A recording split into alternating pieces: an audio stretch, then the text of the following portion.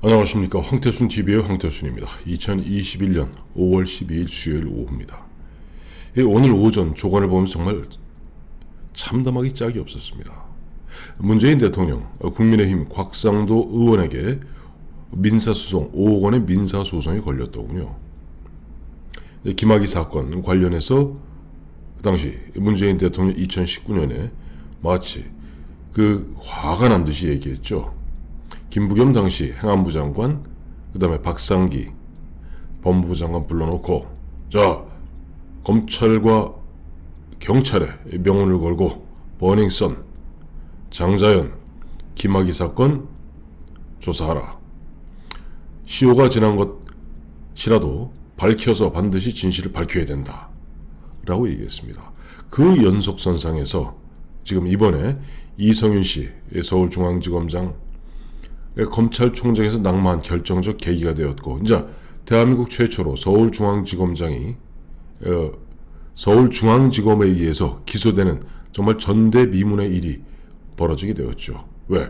김학의 전 법무차관 불법 출금, 그와 같은 일이 벌어진 것은 문재인 대통령이 바로 법무부 장관을 불러놓고 검찰과 경찰의 명운을 걸고 경찰, 검찰 조직의 명운을 걸고 반드시 파헤쳐라 라고 지시했기 때문입니다. 그런데 이제 곽상도 의원이 그런 과정에서 자신이 여러 가지로 많은 명예훼손의 피해를 보았다 라고 해서 문재인 대통령을 5억 원 손해배상하라 라고 소송을 건 모양입니다. 거기에 대해서 문재인 대통령이 담당 재판부에 의견서를 낸 모양이에요. 물론 법률 대리인이 냈겠죠. 피고 문재인은 점점점점점점 하면서 한마디로 그때 내린 것은 수사 지시가 아니다. 수사 지시가 아니라 진실 규명을 당부한 것뿐이다. 즉 수사를 당부한 것뿐이다. 참 그야말로 미국 속담에 Devil's Advocate, 일반 악마의 변호사라는 것이 있습니다. 말장난해서 말장난으로 먹고 사는 그런 악덕 변호사의 모습을 그대로 보여주고 있습니다. 근데 제가 왜 참담하다고 느꼈냐 하니까, 일국의 대통령이 그 당시 보면은 당시 본인 김종숙 씨와 함께 저쪽 동남아 갔다 와서 좀 국민적 여론이 안 좋아지니까 화를 내면서 얘기하지 않았습니까? 버닝썬. 근데 버닝썬이 굉장히 핫 이슈였습니다. 장자연 기억나시죠? 그 장자연 건에서 그 아가씨 하나 보면 온갖 분탕질 지기고 캐나다로 튀지 않았습니까? 그 다음에 김학의 이런 식으로 대통령이 해외 출장 갔다, 해외 여행 갔다 오자마자 그 다음 날 검찰을 총괄하는 법무부 장관과 경찰을 총괄하는 행안부 장관을 불러서 야단을 치듯이 수사를 지시한 겁니다. 그래놓고 수사를 지시한 것이 아니라 진실 규명을 갖다 당부한 것뿐이다. 수사를 해 주십사 당부한 것뿐이다. 안 그래도 문재인 대통령 지난해 추미애 당시 법무장관이 윤석열 검찰총장에 대해서 징계 품신을 올리면은, 대통령은 재량권이 없어요. 법무부 장관이 올리면 올리는 대로 사인할 뿐입니다 라고 청와대 고위 관계자들이 이야기할 때부터 정말 미꾸라지 같은 사람이다. 그야말로 얄팍한 그 법률적 지식 갖고 요리조리 빠져나가면서 어떻게 하든지 자기한테 허물이 튀지 않도록 저 애쓰는 모습 보면서 참 당당치 못한 사람이다. 그래서 돌아간 노무현 대통령이 문재인 당시 비서실장에게 신신당부하기를 당신은 정치하지 마라. 왜? 노무현 씨가 봤을 때, 노무현 대통령이 봤을 때 문재인 씨는 정치에 전혀 맞지 않는 사람입니다. 그야말로 딱 뭐 하면 맞는 사람이냐니까 저쪽 법원에 가면 법원 주사, 행정부에 가면 저 면서기 하면 딱 맞을 사람입니다. 좁은 식견, 그 다음에 바들바들 뜨는 새가슴, 거기다가 면피, 아주 좀 어떻게 보면 악덕 공무원의 어떤 표상을 보여주는 듯한 그런 것이죠. 차라리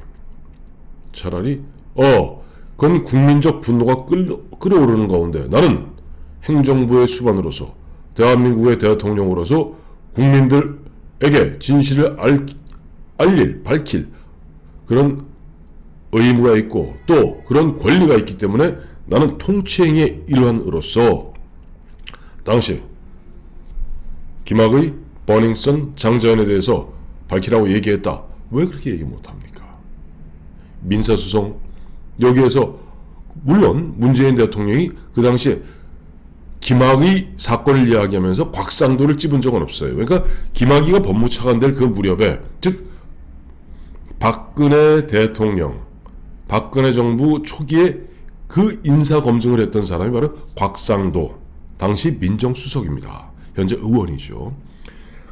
곽상도가 잘못했기 때문이다 라고 얘기한 적은 없습니다. 그러니 나는 그런 차원에서 김학의 건을 비롯한 이런 것들에 대해서 진실을 밝혀야 될 의무를 국민들로부터 부여받았다. 통치행위의 일환이다. 왜 당당치 못합니까?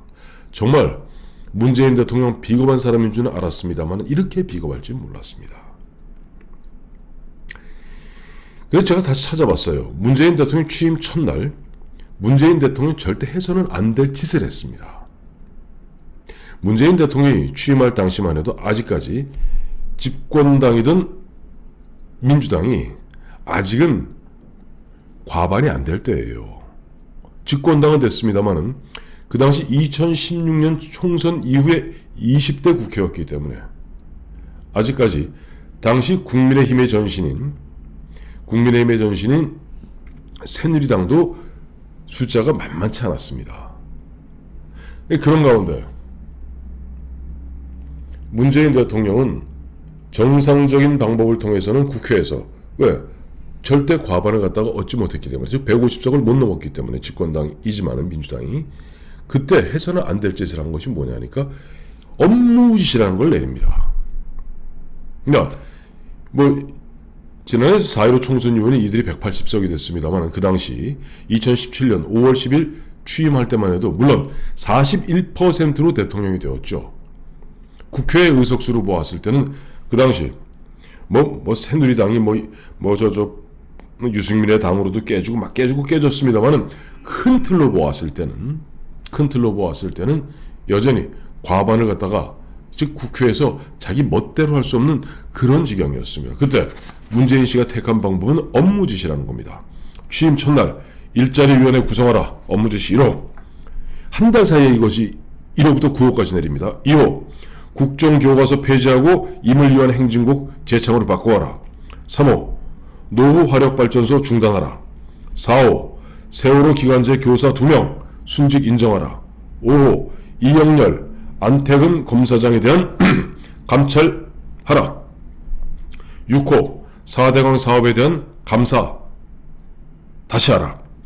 7호. 국가인권위원회 위성 강화를 위한 조치 강구하라. 8호.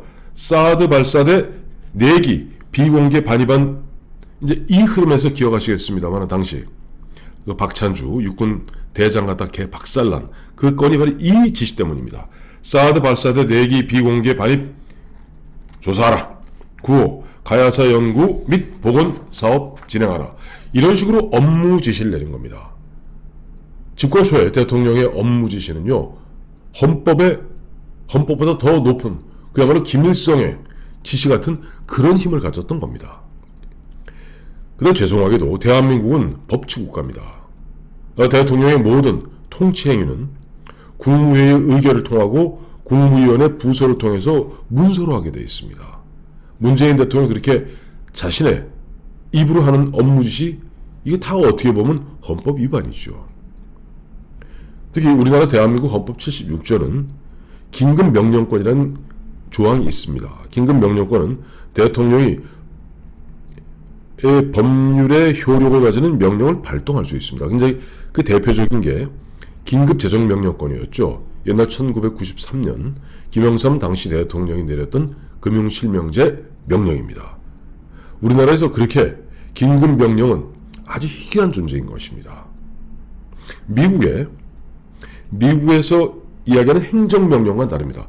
미국 같은 경우는 입법부하고 행정부가 완전히 분리되어 있죠. 우리나라 같이 정부 입법이라는 게 없습니다. 모든 것은 입법은 의원들이 입법을 합니다. 그러니 대통령은 정부 입법을 통해서 무언가 자기 의사를 관철할 수가 없습니다. 그래서 미국은 헌법 2조에 보면 행정 권한의 허용이라 그래갖고 영어로 Grant of Executive Power라고 그러죠. 법률에 준하는 행정명령을 대통령은 명령을 내릴 수가 있습니다. 2차 세계대전을 갖다가 승리를 이끌었던 루즈벨트 대통령 같은 경우는요, 물론 한 12년 대통령 했습니다만 도합 한 400회 가까운 행정명령을 내립니다. 우리가 잘 알고 있는 링컨 대통령의 노예 해방 선언도요, 법으로 통과시킨 게 아니라, 왜? 그 당시 입법부의 그 복잡한 과정을 통해서는 도저히 안 되기 때문에 링컨 대통령 또한 행정명령으로 노예 해방 선언을 했던 겁니다. 그러나 미국과 우리는 엄연히 다른 제도고, 우리는 대통령령이라는 것이 있는데 그건 법의 그 하부입니다. 각 실정법에 따라서 그 법의 위임 범위 안에서 대통령령을 내릴 수 있고, 예외적으로 헌법 76조에 따라서 긴급명령권, 즉 전쟁이 붙어서 뭔가를 해야 될 때 그 대표적인 게 뭡니까?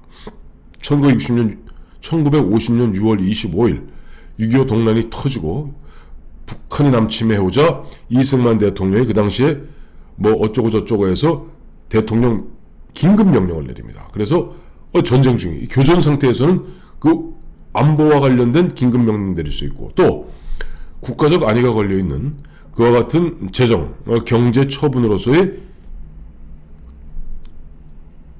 명령, 바로 행정명령이죠.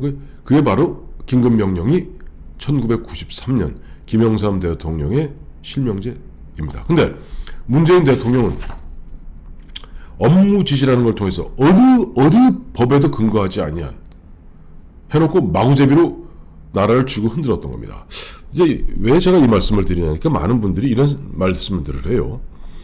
내년 3월 9일 대선에서 윤석열 총장이 대통령이 되든 안철수가 대통령이 되든 홍준표가 대통령이 되든 어쨌든 이재명, 이낙연, 정세균이 아니라 5년 만에 정권을 교체했을 때 여전히 민주당이 180석일 텐데 어떻게 하면 되느냐? 간단합니다. 문재인 대통령이 만들어놨잖아요. 그거 갖다 국회에 법을 통하지 않고 업무 지시를 통해서 하면 됩니다. 왜? 비록 해서는 안 될 짓이지만은 그와 같은 선례를 남겨놓았기 때문에 지금 현재 국회를 갖다가 300석 중에 180석을 민주당과 그들 이 386 운동권과 그 아류들이 점하고 있는 입장에서 결국 뒤 틀릴 대로 뒤틀어진 나라를 바로잡기 위해서는 대통령의 업무 지시, 문재인 씨가 만들어 놓은 그 좋은 제도를 갖다가 이용해야 되겠죠. 어쨌든 문재인 대통령, 문재인 씨 이제 1년도 채 안 남은 임기를 앞두고 곽상도 의원에게 5억 손배소 걸리니 저는 그 당시 김학의 사건 갖고 수사 지시한 것이 아니라 진상규명을 갖다 해주십사 검찰과 경찰에 당부의 말씀을 올린 것뿐입니다.